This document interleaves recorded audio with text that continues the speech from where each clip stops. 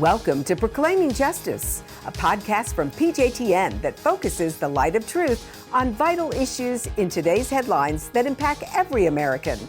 I'm your host, Laurie Cardoza-Moore, founder and president of Proclaiming Justice to the Nations, and I'm here to educate, motivate, and activate you to action. I want to arm you with the truth and the facts you'll need to fight and preserve our constitutional republic and uphold the Judeo-Christian values our nation was founded upon. Welcome to Proclaiming Justice, a PJTN podcast, and I'm your host, Laurie Cardoza-Moore. If you missed the last episode of this podcast, you will find it and our previous podcast lineup on our website at pjtn.org, as well as all the other platforms that you use to access your favorite podcasts. On this week's podcast, I have invited author and award-winning screenwriter Jane Cook to Proclaiming Justice to talk about the decline in American education and patriotism, and how that is impacting current events and the role politics and faith play in restoring America's greatness. I also want to remind our audience that as PJTN Watchmen, it's our biblical duty to listen and share this and all of our previous podcasts with your family and friends so that they can take action against the issues that threaten our republic and the state of Israel. So please remember to like and share. As it goes with Israel, so shall it go with America. Jane, thank you so much for joining us on Proclaiming Justice. Thanks for having me. No, absolutely. I've been reviewing some of the materials that you have been that you're publishing and the work that you do. This is so important. Parents are so frustrated. Even tax-paying citizens. It's not just parents with kids in the school system. It's those of us who pay our taxes to basically, we're paying our taxes to demoralize our children and turn them against America and, of course, our friend and our loyal ally, Israel. So we're witnessing a complete moral collapse of our Judeo-Christian values. And, of course, these are the values that our nation was founded upon. You've written extensively on the disinformation and misinformation of American history, especially as it pertains to George Washington and the American Revolution. How serious is this propaganda war that we're fighting? Well, it's very serious. The Department of Education last year had the statistic that they put out that only 13% of eighth graders are proficient in American history. And so that's a really low number of proficiency. And so clearly our children aren't learning about our nation's history, and they're not connecting the dots that are so important into helping understand that we were a country where the color blue in the flag means justice. And that's one of its meanings that the Continental Congress gave it. And so trying to find ways to introduce that history into to our children and to do so in a positive way is really important. Right. Absolutely. Absolutely. So we're watching the inability for our children to be able to not only know America's history, but our children are becoming illiterate. They can't even read. And one of the issues that I take up quite often, and I remind people how important teaching our children longhand is, especially as it pertains to U.S. history. Because if our kids cannot read longhand, then they can't read original source documents. They can't read the original documents signed by the framers of the Constitution. And if they can't read in longhand, then they won't know when their rights, when their freedoms are being stolen from them. Yes, and it is important. I know my youngest son recently was learning longhand, and he loves it. Actually, he loves the cursive and to practice in cursive, and being able to understand the original sources, as they were written. And the good news is a lot of the writings of the founders have been digitized, and so you can go to it and do keyword searches and find interesting things. I did a keyword search on George Washington's writings, and he did not use the word democracy. He only used the term republic. and in his writings. And I think that's a really interesting thing to be able to realize that that was the word he used. And, John Adams used the word democracy when talking about Athens, but it wasn't the type of government he was trying to create. He was really trying to create, a constitutional republic. Yes, and this is important because we turn on the news, the evening news, or we're listening to talk radio, and we hear repeatedly people mentioning our democracy. Even President Biden is saying, that a vote for him is a vote to defend democracy. Well, in a way, he's kind of right. It's not to defend a republic, which is a completely different thing. But unfortunately, most of our kids, they even think, because this is what they're being taught in the school system, they even think that we're a democracy. So, Jane, tell us a little bit about how you got involved in this issue. What was it? What was the deciding factor to compel you to write these books, produce these films, write these screenplays?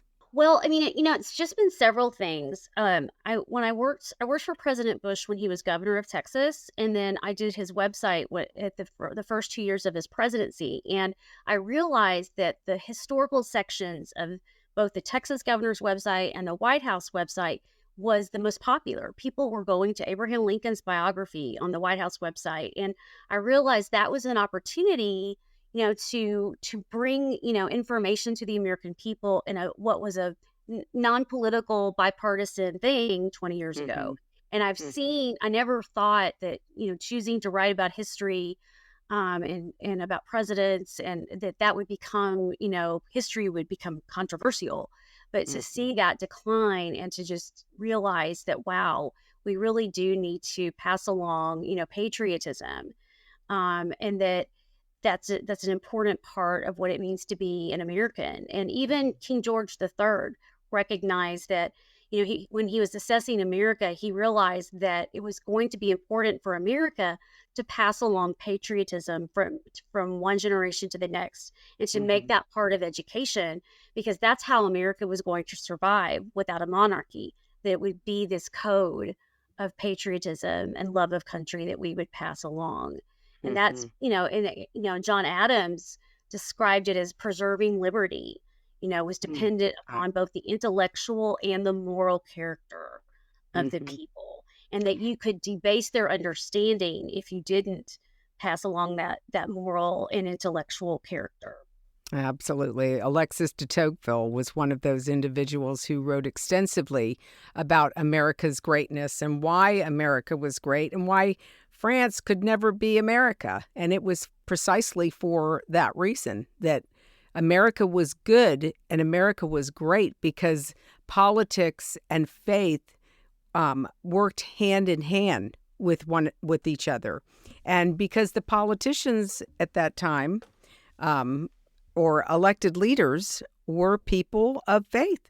And that's what governed their lives. It's what, governed their actions, the choices that they made.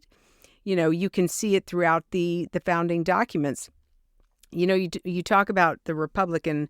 One of my favorite things to share with our audience is to remind them that even in the state of Florida, Governor DeSantis decided to do an emergency review of civics standards because he was deeply concerned about our kids. After he had been elected governor, he was deeply concerned about the direction our nation was going, the lack of literacy when it comes to civics, when it comes to American history. And so we were one of the organizations that were able to participate in that process in drafting standards.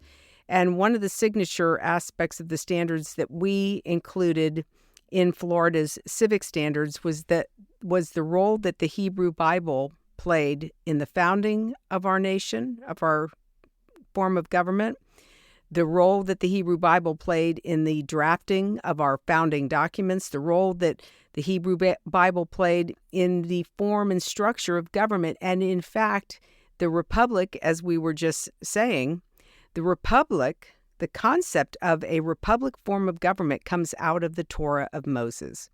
And this is what our kids will be learning in the state of Florida. In Tennessee, we just passed similar legislation about the standards that now the kids will be required to learn about the Judeo-Christian values our nation was founded upon, which I believe is key to restoring this nation back to its greatness. So, Jane, tell us a little bit more about the work that you're doing, what you've written, why you've written it, and how can people find the books that you have written? Where are they available?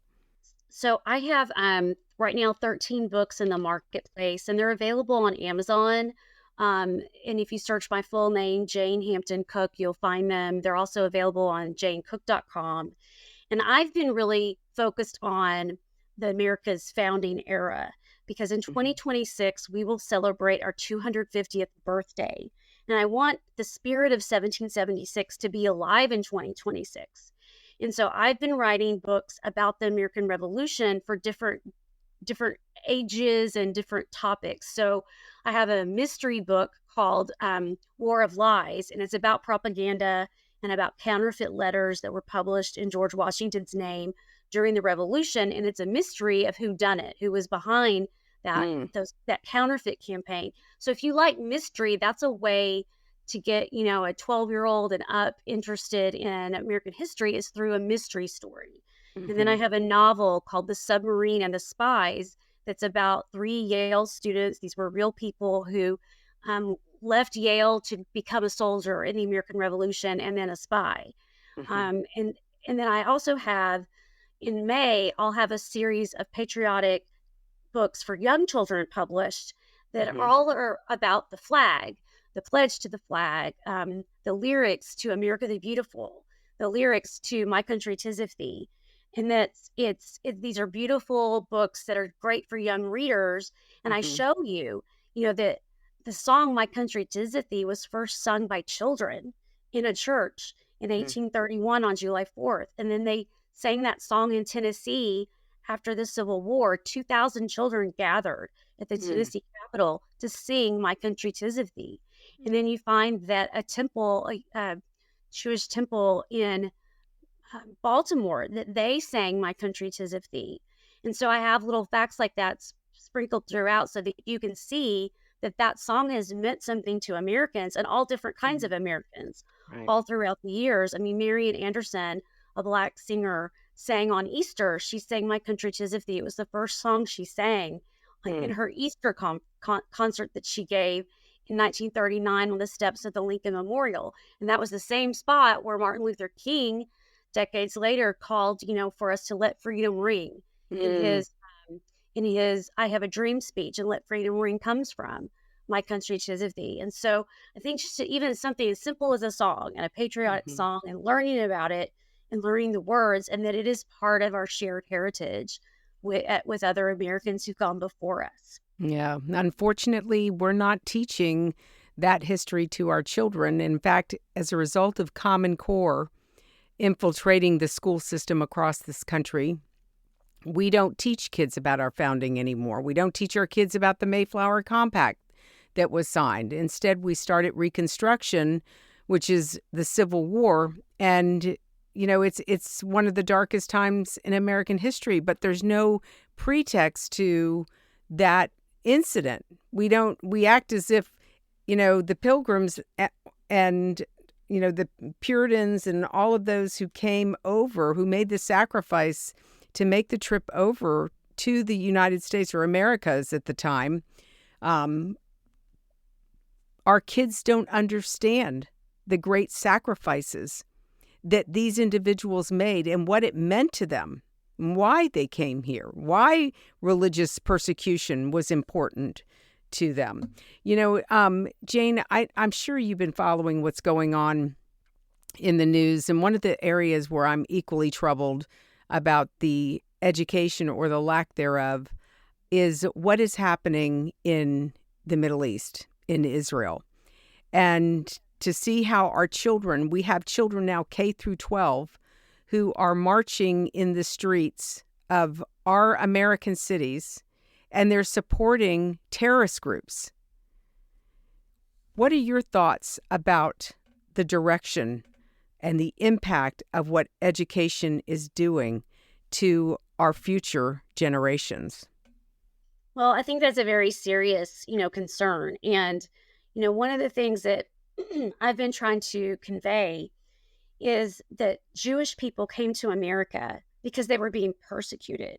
Even, as far back as the 1700s, there were Jewish families who were fleeing the Inquisition in Portugal and in Spain. And many of them came to Newport, Rhode Island, and they established a synagogue. And they couldn't have done that in Portugal and Spain. And so I think it's that lack of history and that the lack of understanding of the persecution that the Jewish people have experienced over centuries, and that misplacement that we're seeing among some students right now, and led by teachers who have an agenda, and that is very concerning. But as you were saying a few minutes ago, the reason why we declared independence from England was partially due to the ministers of the day. And they looked at the Hebrews in the Bible, in Moses and Pharaoh, and how God led the Israelites out of Egypt. And that they used that to say, hey, we think we should be separated from England, that we are being persecuted in a similar way by King George III. And that Moses established a republican form of government with the judges over Israel, after they settled. And so that was part of why we even declared independence, was that model that was in the Bible. And so those are the kinds of things, when you don't have that knowledge and that information taught to you, you're starting from, a place of depravity, intellectual depravity. And that's what we're doing. We're depriving children of the blessing of understanding, the truth of what's happened in the past. Yeah. And the fact that when people came here, one of the first things that they did is they gave thanks to God for surviving the ocean voyage.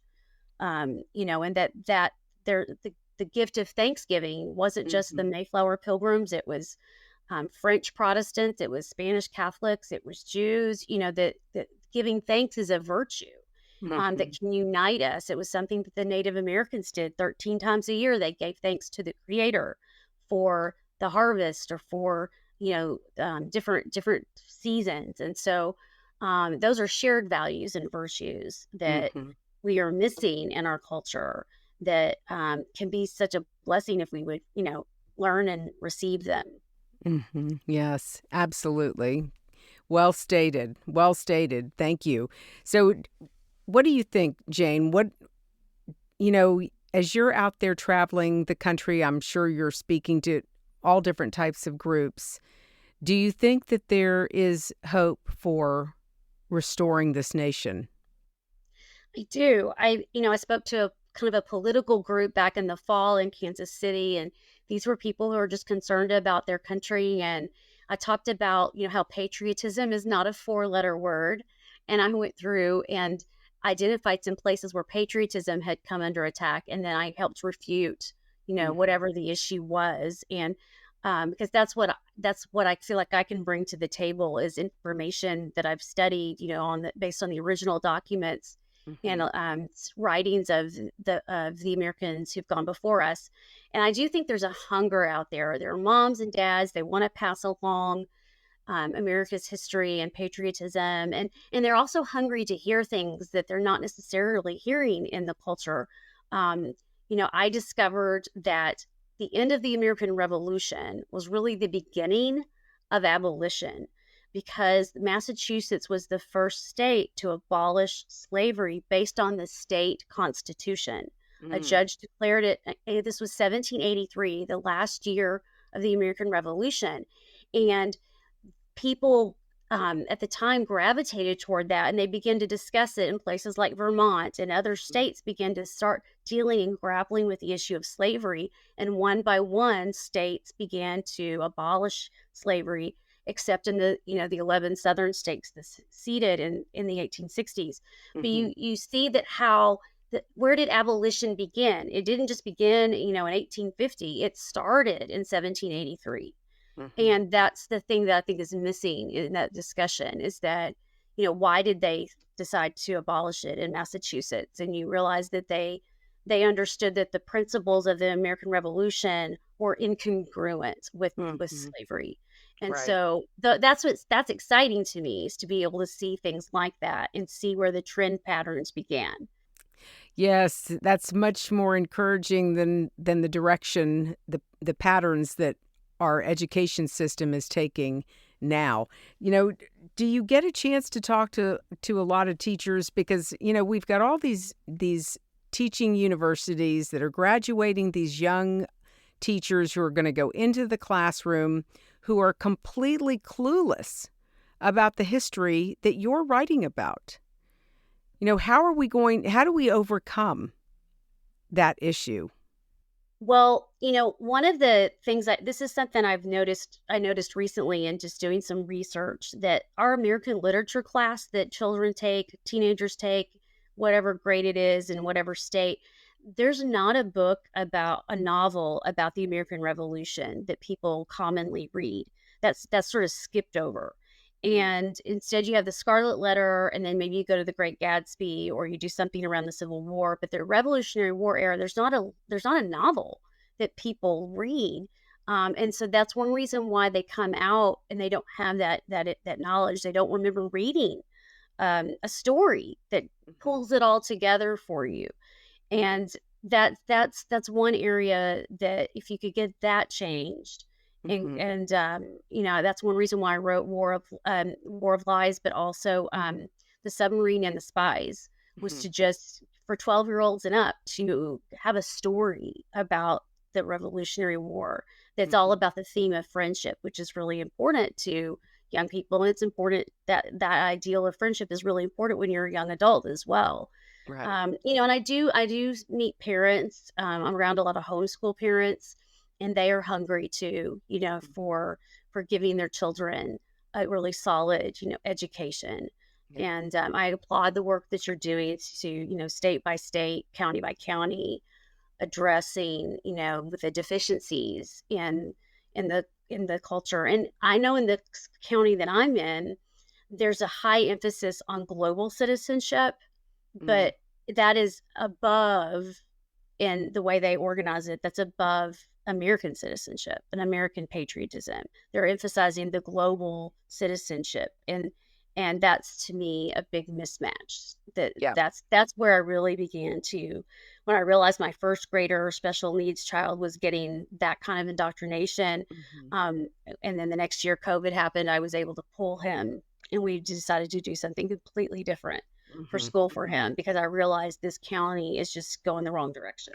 Yeah, good for you. That's what I tell parents, that they're going to have to pull their kids out of the school system, and even though they pull their kids out, they've got to give back to the community because there's still going to be a lot of kids who are going to be in the public school system that are going to be indoctrinated with this garbage, and we've got to fight for them. They deserve to have a good education as well. So this has just been fascinating, and in closing, we're going to have you back on the program because there's so much more to talk about.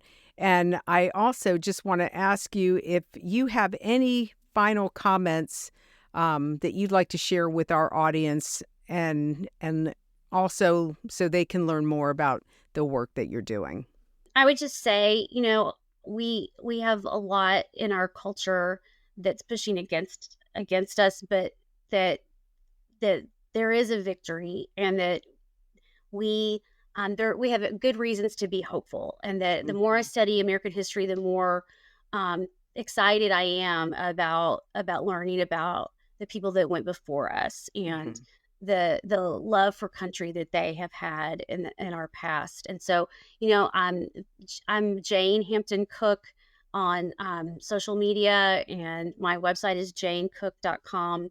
I also have a free Substack. And so if you want to subscribe for free, it's janehamptoncook.substack.com. And I put up a monthly article that's about American history every month on Oh, that. fantastic. Well, I'm going to have to sign up to follow you. Jane, thank you so much for being on the program. Ladies and gentlemen, I hope you found the program informative. We're going to post this podcast on our website and all of our podcast platforms so that you can share with your family and friends. As PJTN Watchmen, we have a biblical mandate to stand against the ungodly rising Nazi threat that is destroying this nation and other Western nations, threatening our Judeo-Christian values and promoting anti-Semitism. We cannot remain silent. God warned the prophet Ezekiel about the responsibility of the watchman. And as a watchman, you can sound the alarm and you can warn others by simply sharing this podcast with your family and friends. Please share and like and help sound the alarm in your community. Remember, Dietrich Bonhoeffer reminded us that silence in the face of evil is itself evil. God will not hold us guiltless. Not to speak is to speak. Not to act is to act. Don't forget to join us for next week's podcast as we continue this conversation about combating the rise of anti-Semitism and taking back local control of our communities and our children's education. I want to also remind you that if you have not signed up to become a PJTN Watchman, you can help support this mission through our award-winning documentaries and Focus on Israel programs, as well as more programs like this for just $20 a month. So go to our website at pjtn.org to watch our programs and listen to our past podcasts. With your generous monthly donation, you can ensure that PJTN remains on the front lines and in the headlines, but we can't do it without your faithful prayers and financial support. I hope that you will prayerfully consider supporting our mission as we educate to activate Jews, Christians, and all people of conscience to stand on the front lines of this all-encompassing war. God bless you, and thank you for all you do on behalf of our Jewish brethren, the State of Israel, and these United States. Thank you again for joining me on this edition of Proclaiming Justice. Please share this podcast with your family and friends. For more information about how you can get involved, please visit our website at pjtn.org. As a PJTN Watchman, you can help us keep up the fight to preserve our freedom for our children and their children for such a time as this.